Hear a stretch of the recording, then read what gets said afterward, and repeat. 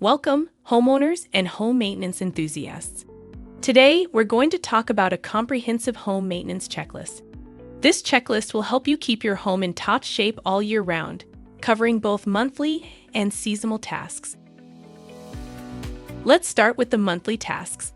These are tasks that you should be doing every month to ensure your home stays in excellent condition. This includes tasks like checking your fire extinguishers, cleaning your kitchen sink disposal, and inspecting your HVAC filters. Next, let's move on to the seasonal tasks. These are tasks that you should be doing every season to ensure your home is ready for the changing weather. For example, in the spring, you should be checking your roof for damage, cleaning your gutters, and servicing your air conditioning system. In the summer, you should be checking your deck or patio for any needed repairs, cleaning your grill, and inspecting your outdoor lighting.